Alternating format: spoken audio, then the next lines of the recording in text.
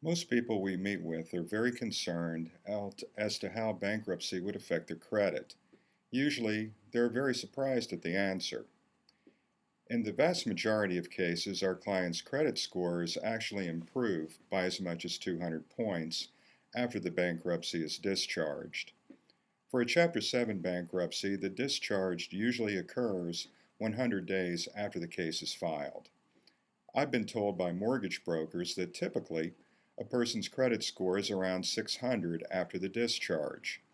In a Chapter 7 discharge, a discharge in a bankruptcy indicates that the case is complete and the debts have been eliminated. If one examines their credit report after the bankruptcy, they will observe that the balances of their debts are zeroed out. This is one of the reasons for the increase in the credit score. Because our client's debt load has been reduced or eliminated, their debt-to-income ratio has dramatically improved. A consumer's debt-to-income ratio, or the amount they owe compared to the amount they earn, is a component of the credit score formula. When the debt goes down, the credit score goes up. It is true that the fact that one files bankruptcy can be reflected on a credit report for up to 10 years, but that does not mean that credit is unavailable. Many years ago that was the case, but not anymore. In fact, most clients receive credit card offers within a month of filing bankruptcy.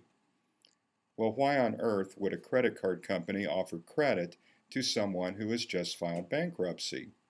Because they're smart. They understand that as a result of the bankruptcy, the consumer will be debt-free and can probably afford to pay them.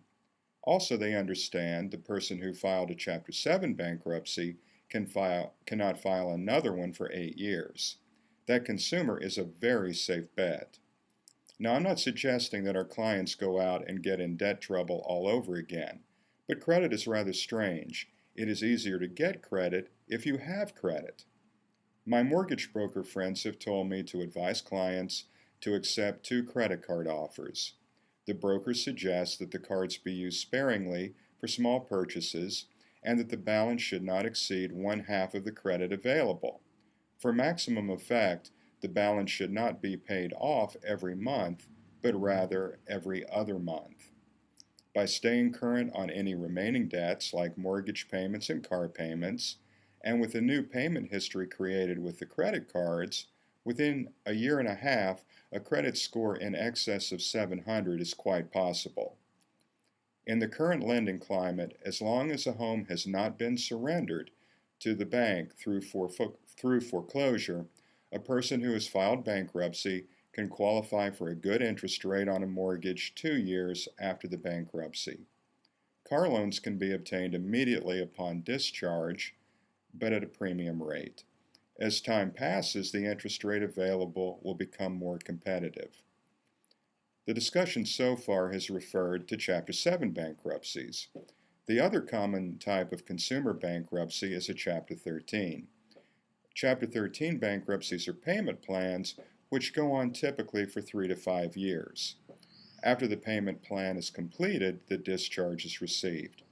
Our clients who file under Chapter 13 build credit while they're in the bankruptcy, as the payments they make in that bankruptcy are reported to the credit bureau. However, they would generally be limited to a score of around 650 until the case is over and they're discharged. Even in Chapter 13, automobile loans are easily obtained and other types of financing is available. Bankruptcy is not really the kiss of death for your credit you may have been told.